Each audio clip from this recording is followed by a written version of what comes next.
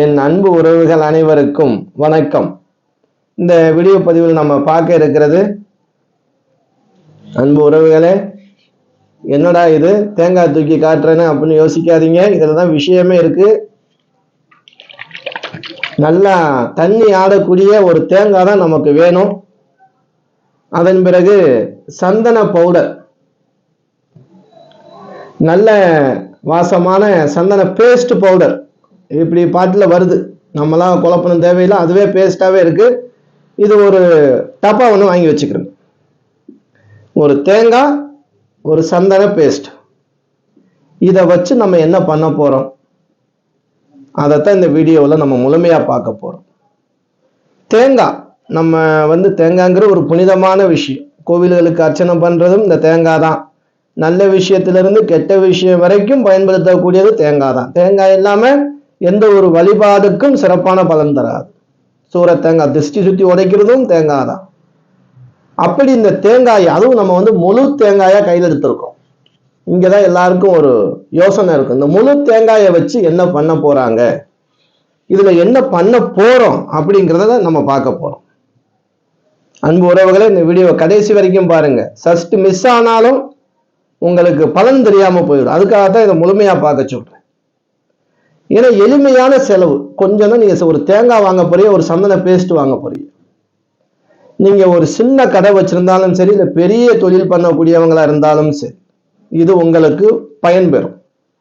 உங்க குடும்பத்துல சண்டை சச்சரவுகள் இல்லாம குடும்ப ஒற்றுமையாக இருக்கிறதுக்கும் இது பயன்பெறும். நோய் இல்லாம, நோய் வராமல் இருக்கிறதுக்கு இந்த ஏன்னா அந்த தேங்காயை மட்டும் நம்ம என்ன செய்ய போறோங்கிற மட்டும் தான் நீங்க பார்க்கணும். இதுல செய்முறை மட்டும்தான். அதை உங்களுக்கு நான் வீடியோவை எப்படி செய்யணும் அப்படிங்கிறத உங்களுக்கு விளக்கமா நான் காட்ட போறேன். ஏன்னா நம்ம வாயில சொல்லிட்டு போறது கிடையாது. ஒரு பரிகாரத்தை நம்ம சொல்லும் போது அதை செய்முறையா இனிமே காட்டி கொடுக்கலாம். ஏன்னா ஏற்கனவே அப்படிதான் நம்ம கொடுக்குறோம். மக்களுக்கு அது ரொம்ப பிடிச்சு போச்சு. அதை தொடர்ச்சியாக இனிமே நம்ம ஒவ்வொரு பரிகாரத்தையும் செய்முறை மூலியமா நம்ம காட்டுறதா நம்மளுடைய இனிமே வேலையை. ஆனா எளிமையான வழிபாடு அதிகமான பலனை தரும். அப்படித்தான் இந்த வீடியோவில் நம்ம இந்த தேங்காய் பரிகாரத்தை பார்க்க போறோம். முழு தேங்காயின் மகிமை. இது நமக்கு கண் திருஷ்டியை போக்கும். நம்ம கண் திருஷ்டியை நீக்கக்கூடிய ஒரு தேங்காய் வழிபாடு. வீட்டில் ஏதோ ஒரு காரிய தடை இருக்கு, திருமணம் ஆகாம இருக்கீங்க, வீடு கட்ட முடியாம இருக்கீங்க, ஏதாவது ஒரு முடக்கம், பணம் கேட்ட இடத்துல கிடைக்கல, இல்ல வாங்கின பணத்தை கொடுக்க முடியல, இப்படின்னு உங்களுக்கு மிகப்பெரிய மனவேதனையோடு ஒரு தடை இருந்துச்சு அப்படின்னா, அந்த தடைகளை எல்லாம் தவிடுபொடி ஆக்கக்கூடிய வழிபாடு. ஏன்னா நம்ம தேங்காய் அப்படின்னு சொன்னாலே ஒரு புனிதமானது.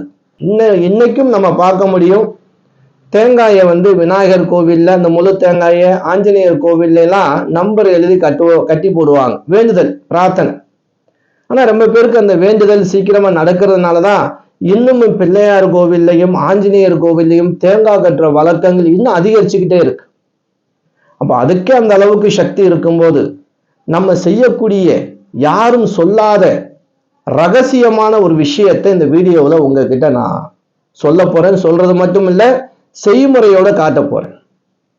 எல்லோரு வீட்டிலையும், எல்லோருடைய தொழில் செய்யக்கூடிய இடங்களிலும் இந்த முழு தேங்காயை நம்ம செய்யக்கூடிய வழிமுறையில செஞ்சு நீங்க வச்சு அப்படின்னா, கண்டிப்பா சொல்றேங்க, மிகப்பெரிய மாற்றத்தை நீங்க எதிர்பார்ப்பீங்க.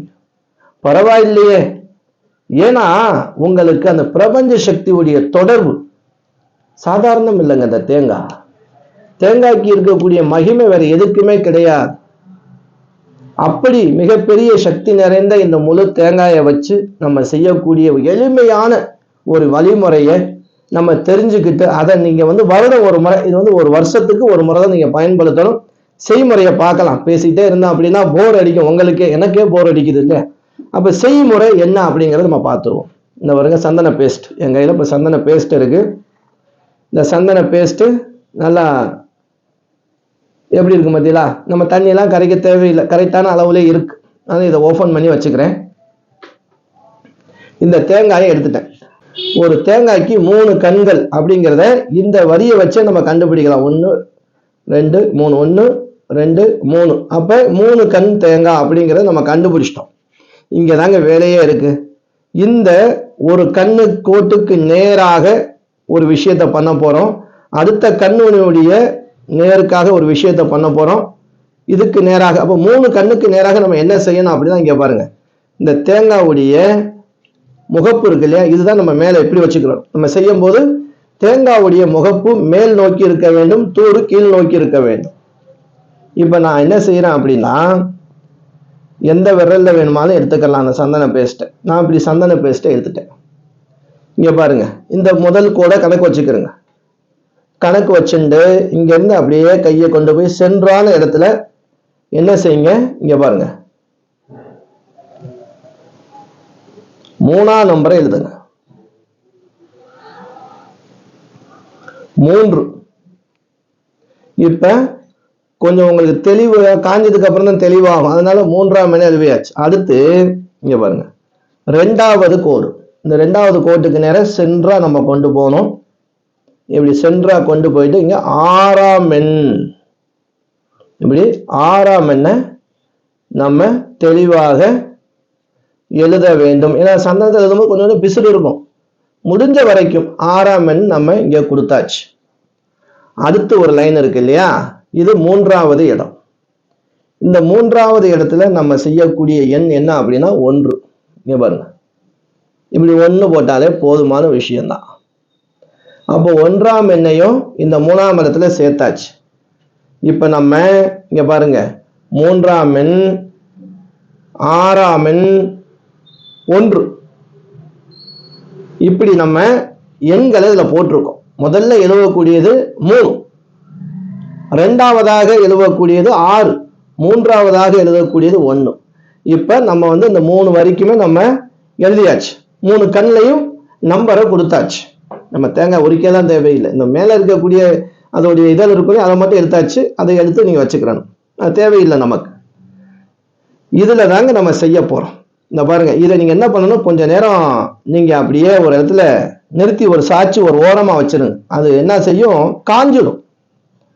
காஞ்சதுக்கு பிறகு மறுநாள் நான் செய்யக்கூடிய நாள்னு ஒண்ணு இருக்கு இல்லையா, வளர்பிறையாக இருக்க வேண்டும். எப்படி வளர்பிறையாக இருந்தால் ரொம்ப விசேஷம். இல்ல பௌர்ணமி, வளர்பிறை அல்லது பௌர்ணமி நாளாக இருக்க வேண்டும். நல்ல முகூர்த்த நாளா இருந்தாலும் விசேஷம் தான். வாஸ்து நாள் இருக்கா, விசேஷம் தான். ஏன்னா வாஸ்து நாள் எந்த கிழமையில வேணுமாலும் வரும். செவ்வாய், சனி, அஷ்டமி, நவமி, கரி நாள் தவிர்க்கப்பட வேண்டும். வளர்பிறையான முகூர்த்த நாள் எடுத்துக்கலாம், வளர்பிறையான சுப நாள் எடுத்துக்கலாம். இல்ல பிரதோஷம், வளர்பிறையில பிரதோஷம், சங்கடகரா சதுர்த்தி, இது போன்ற நமக்கு நல்ல விசேஷங்களான ஒரு நாட்கள் வந்தாலும் எடுத்துக்கலாம். ஏகாதசியா இருந்தாலும். ஆனா வளர்பிறையாக இருக்க. வளர்பிறை எப்படி பார்க்கறது, அமாவாசையிலிருந்து மறுநாள் பிரதமையை விட்டுருங்க. அதுல இருந்து நீங்க பௌர்ணமிக்குள், நமக்கு பௌர்ணமி வரைக்கும் சொல்லியிருக்கோம், பௌர்ணமி வரைக்கும் அந்த வளர்பிறை கணக்கு தான். அதுல இருந்து ஒரு 5 நாள் பஞ்சமிக்குள் வளர்பிறைன்னு கணக்கு இருக்கு. அதுலயும் ஒரு முகூர்த்த நாள் வந்தாலும் நீங்க கண்டிப்பாக இந்த தேங்காயில நான் சொன்னது போல 3ஆம் எண், 6ஆம் எண், 1ஆம் எண்ணை குறிக்கணும். இது என்னங்க அர்த்தம், இதனால என்னங்க பலன் கிடைக்கும் அப்படின்னா, நீங்க எழுதுனது எதனால எழுதிருக்கீங்க அப்படின்னா சந்தனத்தால் எழுதிருக்கு. சந்தனம் அப்படின்னு சொன்னாலே முருகன் தான் நமக்கு ஞாபகத்துக்கு வரும்.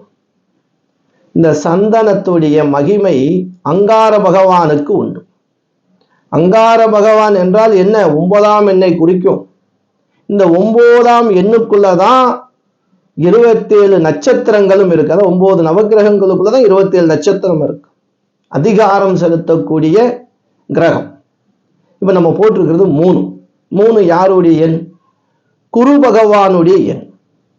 குடும்ப சந்தோஷத்துக்கு, குழந்தை பாக்கியத்துக்கு, எப்படி குடும்ப சந்தோஷத்திற்கு, குடும்ப ஒற்றுமைக்கு, நல்ல பேர் புகழுக்கு, குழந்தை செல்வத்திற்கு, சந்தோஷமா இருக்கணும், பேர் மதிப்பு மரியாதையோட இருக்கணும், பேர் புகழோட இருக்கணும் அப்படிங்கிறதுக்கு நமக்கு குரு வேணும். குருவுடைய அருள் வேணும்.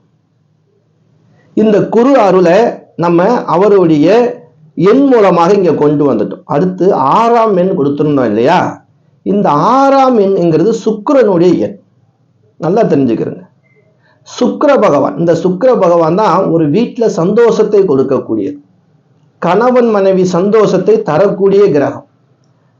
தரையில படுத்தாலும் சரி, மெத்தையில படுத்தாலும் சரி, நிம்மதியான தூக்கத்தை கொடுக்கக்கூடிய கிரகம் சுக்கிர பகவான். வண்டி வாகனங்கள்ல எந்த ஒரு கண்ட தோஷமும் இல்லாம வண்டி வாகனங்கள் யோகத்தையும் அதன் மூலமாக லாபத்தையும் தரக்கூடிய கிரகம் சுக்கிரன். சுக்கிரன் நல்ல வீடு அமைச்சு கொடுக்கக்கூடிய, வீட்டில் ஏதாவது தோஷம் இருந்தால் நிவர்த்தி செஞ்சு அதுக்கு நல்ல ஒரு சந்தோஷத்தை தரக்கூடியது சுக்கிர பகவான். சுக்கிரன் தாங்க தனயோகத்துல சந்தோஷமா பண புழக்கத்தை, வியாபாரம் மூலியமாக செல்வத்தை மக்களை சேர்க்கிறது, மக்கள் மூலியமா செல்வத்தை சேர்க்கிறது, எல்லாமே சுக்கிரன். இந்த சுக்கிரன் இருக்கிற இடத்துல லட்சுமி வாசம் செய்யும் சொல்லுவாங்க. அப்போ லட்சுமியுடைய ஐஸ்வர்யத்தை முழுமையாக தரக்கூடிய சுக்கிரனுடைய எண்ணெயை நம்ம இங்க கொடுத்தாச்சு. அடுத்து நம்ம கொடுத்தது 1.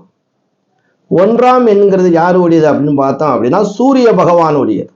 சூரியன்கிறது தலைமை கிரகம். சூரியன் இல்லாமல் எந்த கிரகமும் இயங்காது. ஏன்னா ஒரு ஜாதகத்துக்கு சூரியன் முக்கியம். சூரியனை வச்சுதான் உங்களுடைய லக்கணத்தையே கணக்கிட முடியும். அப்படிப்பட்ட அந்த சூரியனை உள்ள கொண்டு வரும்போது தலைமை பதவி, தொழில முன்னேற்றம், வேலை இல்லாதவங்களுக்கு வேலை கிடைக்கிறது, இருக்கிற வேலையில பதவி உயர்வு, சம்பள உயர்வு, அரசியல் எல்லாத்திலையும் அனுகூலம் தரக்கூடியது சூரிய பகவான். இப்படி சூரிய பகவான் உள்ள கொண்டு வந்ததுனால 1ஆம் எண்ணம் உள்ள கொண்டு நோய் தீரும். எப்படி தீராத நோய் தீரும், எந்த நோயும் வராது. சிறு குழந்தைகளுக்கு திருஷ்டி தோஷம் ஏற்படாது, பெரியவர்களுக்கும் திருஷ்டி தோஷம் ஏற்படாது. இப்படி சூரியன் தரக்கூடிய அத்தனை விதமான யோகத்தையும் பெறக்கூடிய இந்த தேங்காய் யாருக்கிட்ட இருக்கோ அவங்களுக்கு அந்த யோகம் கிடைக்கும். எப்படி எளிமையான வழிபாடு பாருங்க. ஏங்க இந்த 3 எண்ணம் மட்டும் உள்ள கொண்டு வந்திருக்கீங்க? அதுக்கு என்ன விளக்கம்? 3ஆம் எண், 6ஆம் எண், 1ஆம் எண். நீங்க பார்த்தீங்கன்னா குரு 3, தேங்காய்னால குரு தான். இந்த குருவுடைய எண்ணெய் நம்ம முதல்ல ஏன் கொண்டு வந்திருக்கோம் அப்படின்னா, குருவுடைய வீடு மீனம்னு ராசி ஒன்று இருக்கு. குருவுக்கு சொந்த வீடு மீனம். இந்த மீனத்துல அப்புறம் சுக்கிரனுடைய எண்ணெய் யார்? 6உடைய எண்ணெய் எதுக்கு கொண்டு வந்திருக்கோம்? 6 சுக்கிரன். ஏன்னா அந்த மீன ராசியில தான் சுக்கிர பகவான் உச்சம் பெறுவார். எப்படி வந்திருக்குன்னு பாருங்க. 3ஆம் எண் குருவுடைய எண் மீன ராசிக்கு அதிபதி, அந்த ராசியிலே உச்சம் பெறக்கூடிய கிரகம் சுக்கிரன். அப்ப அவர் உள்ள வந்துட்டாரா? அப்ப சூரியன் உச்சம் பெறக்கூடிய ராசி மேஷம். அப்ப மீனத்திலிருந்து 2வது வீடாக மேஷம் நமக்கு வருது. தனம், வாக்கு, குடும்பஸ்தானம், இது 3 பலமானாலே போதுமே. உச்சம் பெற்ற ஒரு கிரகத்தை அதுவும் குடும்பஸ்தானமாக, தனஸ்தானமாக, வாக்குஸ்தானமாக கொண்டு வரும்போது ஒரு மனிதனுக்கு இது 3 முக்கியம் இல்லையா? கொடுத்த வாக்கு, பேசுற வாக்கு கரெக்டா இருக்கணும். குடும்பம், தனம், இந்த விஷயங்கள் மட்டும் நமக்கு உச்சம் பெற்றால் வாழ்க்கையில ஒருபோதும் யாருக்கிட்டையும் கை நீட்டி நிற்க மாட்டோம். சகல விதமான குடும்ப தோஷங்களையும் நிவர்த்தி செய்யும். இதை நம்ம ரெடி பண்ணி நல்லா காஞ்சிடும் இல்லையா? இப்ப நீங்க இந்த தேங்காயை அந்த சுப நாள்ல காலையில முடிஞ்ச வரைக்கும் பிரம்ம முகூர்த்தத்துல ரெடி பண்ணுங்க. இன்னைக்கு ஒரு புதன்கிழமை, நமக்கு வளர்பிற முகூர்த்த நாள், இல்லை பௌர்ணமி, பிரதோஷம், சங்கடகரா சதுர்த்தி வந்துருச்சு. அன்னைக்கு நமக்கு நாள் நல்ல நாளா இருக்கு. அந்த நாள் காலையில சீக்கிரம் எழுந்து அதுக்கு முன்னாடி தேங்காய், சந்தன பவுடர்லாம் வாங்கி வச்சுக்கிறோங்க.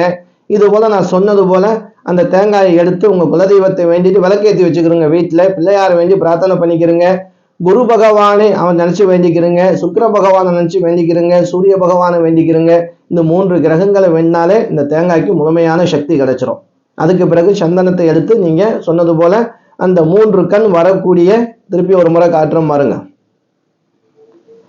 இந்த கோடு இருக்கும், 1 2 3 கோடு இருக்குதா, 1 2. அதுல உங்களுக்கு எது ஃபர்ஸ்ட்ல தோணுதோ அது 3ஆம் எண் போட்டுக்கிறங்க. அதுக்கு பிறகு 2வது கோட்டுக்கு நேர 6ஆம் எண் போட்டுக்கிறங்க. 3வது கோட்டுக்கு நேர 1ஆம் எண் போட்டுக்கிறங்க. கொஞ்ச நேரம் காய வச்சிருங்க. மாலை நேரத்துல 6 மணிக்கு மேலாக ஒரு 9 மணிக்குள்ளாக இதை என்ன செய்யணும் அப்படின்னா, உங்களுடைய பூஜை அறையில வச்சு அதுக்கு தூபம் தீபம் காட்டுங்க. தூபம் தீபம் காட்டுங்க. நீங்க எப்படி திசை வேணுமாலும் வைக்கலாம். 3ஆம் எண் தெரிகிற மாதிரி வைக்கலாம், 6ஆம் எண் தெரிகிற மாதிரி வைக்கலாம், 1ஆம் எண் தெரிகிற மாதிரி வைக்கலாம். அதுல ஒன்றும் தவறு கிடையாது. நீங்க வைக்கக்கூடிய இடம் எந்த இடமா இருந்தாலும் பிரச்சனை இல்லை. இதுக்கு வாஸ்துலாம் தேவையில்லை. ஏன்னா நம்ம எண் போட்டு தேங்காய் தூக்கி வேண்டுதல் படி வச்சு என்ன பண்றோம், அதுக்கு ஊதுபத்தி தீபம் தூபம் காட்டுறோம். கற்பூர ஆரத்தி காட்டினாலே போதும். நிவேதானம் படைக்க தேவையில்லை. முடிஞ்சால் நீங்க என்ன செய்யலாம், ஒரு பச்சை துணி, காட்டன் துணி வாங்கி அப்படியே அழகா அந்த தேங்காயை உள்ள வச்சு ஒரு கயிறு வச்சு கட்டி கூட என்ன செய்யலாம், உங்க வீட்டுக்குள்ளேயே எங்கேயாவது ஒரு இடத்துல கட்டி தொங்க விடலாம். இல்லை அப்படின்னா பூஜை அறையிலேயே ஓரமா வச்சு அதுக்கு தூபம் தீபம் காட்டலாம். வீட்டு வாசல்ல இதை கட்டக்கூடாது. இதுவே நீங்க வியாபாரம் செய்யக்கூடிய இடமா இருந்தாலும் சரி, அந்த வியாபாரம் செய்யக்கூடிய இடத்துல லாக்கருக்கு பக்கத்துல கூட நீங்க வச்சுக்கலாம், கீழே வச்சுக்கலாம், கால் மிதிபடக்கூடாது. ஒரு ஓரமா எங்கேயாவது கடைக்குள்ள கட்டி தொங்க விடலாம். இது ரொம்ப இடங்கள்ல நம்ம பார்த்துருப்போம். சில இடங்கள்ல இன்னும் செய்யறாங்க. நம்ம ஊர் பக்கம் ரொம்ப பேருக்கு இது தெரிஞ்சிருக்கு. ஏன்னா ஒருத்தவங்க சொன்னாங்க, அது செய்முறை அவங்க சரியா பண்ணலை. இதுதான் செய்முறை விளக்கம். இது போல நீங்க செஞ்சு இது நீங்க இந்த மாசம் இப்ப நீங்க மார்கழியில செய்யறீங்கன்னு வச்சுக்கிறீங்களேன், அடுத்த மாதம் மார்கழி மாதம் என்ன செய்யுங்க, இந்த தேங்காயை தூக்கி ஓடும் தண்ணியிலையோ கடல்லையோ ஆறுலையோ எங்கேயாவது போட்டுருங்க ஓரமா. இல்ல கோவில்ல கொண்டு போய் நீங்க கொடுத்தால் யாகத்துல கூட அதை சேர்த்துப்பாங்க. பெரும்பாலும் தண்ணியில ஓரமா போட்டா அது வாட்டுக்கு கிடந்துரு. ஏன்னா இதால எதுவும் கெடுதி ஆகாது. கால் மிதிபடாத இடம் பகுதியாக கொண்டு போய் நீங்க என்ன செய்யுங்க, இந்த துணியை பிரிச்சுட்டு வச்சிருங்க. இப்படி செய்வதால் நமக்கு கிடைக்கக்கூடிய அடுத்த வருஷம் நீங்க என்ன செய்யுங்க, இப்ப நம்ம எப்படி செஞ்சோம் அதே போல திருப்பி நீங்க அதே போல செய்ய ஆரம்பிங்க. இப்படி வருடம் ஒரு முறை நீங்க செய்யுங்க. கண்டிப்பா நல்ல பலன் கிடைக்கும். நல்ல தகவலை உங்களுக்கு நம்ம கொடுத்துருக்கோம். முழு தேங்காயின் ரகசியம், அற்புதமான ரகசியத்தை உங்களுக்கு சொல்லியிருக்கேன். அதுக்கான விளக்கங்களையும் உங்களுக்கு கொடுத்துருக்கேன். ஏன்னா ஜோதிட ரீதியாகவும் நம்ம ஏன்னா எல்லாமே சுத்தி பார்த்தா எல்லாம் கிரகத்துக்குள்ளதான் வரும் வழிபாடுகளை. இப்ப 48 நாள் விரதம் இருக்கோம் இல்லையா, அதே நீங்க பாருங்களேன், 12 ராசி, 27 நட்சத்திரம், 9 கிரகங்கள். இதான் 48. 27 நட்சத்திரம், 12 ராசி, 9 நவகிரகங்கள் கூட்டினதும் 48 வரும். இதுக்குள்ளதாங்க எல்லாமே அடங்கியிருக்கு. அதனாலதான் ஒவ்வொரு எண்களும் நவக்கிரகத்தில் அடங்கியிருக்கு. 12 மாசங்களும் நவக்கிரகத்துக்குள்ள அந்த ராசியில தான் இருக்கு. மேச ராசி அப்படின்னா சித்திரை மாசம். இப்படிதான் நம்ம கணக்கிட்டுக்கிட்டு வர்றோம். அதுபோல இந்த வழிபாடு நீங்க செய்யும் போது உங்க குலதெய்வத்தை வேண்டி பிள்ளையாரை நினைச்சு, 3ஆம் எண்ணுக்கு அதிபதியான குரு பகவானை வேண்டி, 6ஆம் எண்ணுக்கு அதிபதியான சுக்கிர பகவானை வேண்டி, 1ஆம் எண்ணுக்கு அதிபதியான சூரிய பகவானை வேண்டி பிரார்த்தனை பண்ணிக்கிறங்க. மந்திரங்கள்லாம் ஒன்றும் தேவையில்லை. மனசார வேண்டி எனக்கு நல்லது நடக்கணும்னு கண்ணை மூடி ஒரு 2 நிமிஷம் 3 நிமிஷம் பிரபஞ்ச சக்தியை வேண்டி பிரார்த்தனை பண்ணுங்க. நீங்க நினைச்சது அப்படியே நடக்கும், கேட்டது கிடைக்கும். அன்பு உறவுகளே, இந்த வீடியோ உங்களுக்கு பயனுள்ளதாக இருந்துச்சு அப்படின்னா உங்க உறவினர்கள் நண்பர்கள் எல்லோருக்குமே ஷேர் பண்ணுங்க. அடுத்து நம்ம வீடியோல ரொம்ப பேர் கேட்டாங்க, திருஷ்டி தோஷத்துக்கு எங்களுக்கு 2 கண்ணு தேங்காய் பூஜை பண்ணி கொடுக்க முடியுமான்னு. கண்டிப்பா நாங்க ஏற்பாடு பண்ணிட்டு இருக்கோம். ஏன்னா 2 தேங்காய்ங்கிறது கிடைக்கிறது கொஞ்சம் கஷ்டம். அதனால முன்கூட்டியே சொல்லி வச்சிருக்கோம். நல்ல முறையில அந்த தேங்காயை நாங்க பார்த்து வாங்கி, அப்படி எங்களுக்கு கிடைச்சிருச்சு அப்படின்னா அதை நாங்க பூஜையில வச்சு உங்களுக்கு தேவைன்னா நாங்க அது அந்த நேரத்துல வீடியோ கொடுக்குறோம். நீங்க ஸ்கிரீன்ல கொடுத்துருப்போம் நம்பர், அதுக்கு நீங்க வாட்ஸ்அப்ல மெசேஜ் பண்ணாலே போதும், உங்க வீடு தேடி வரும். நம்ம வீடியோவை புதுசா பார்க்கக்கூடிய அன்பு உறவுகளாக நீங்க இருந்தீங்க அப்படின்னா சப்ஸ்கிரைப் பண்ணிக்கிறங்க. அடுத்தடுத்து நல்ல வீடியோக்கள் உங்களை தேடி வரும். அடுத்து ஒரு நல்ல வீடியோவில் சந்திக்கும் வரை உங்களிடமிருந்து விடைபெற்றுக் கொள்வது உங்கள் ஈஸ்வரன் சீதாராம ஜோதிடர். என் அனைத்து அன்பு உறவுகளுக்கும் வணக்கம்.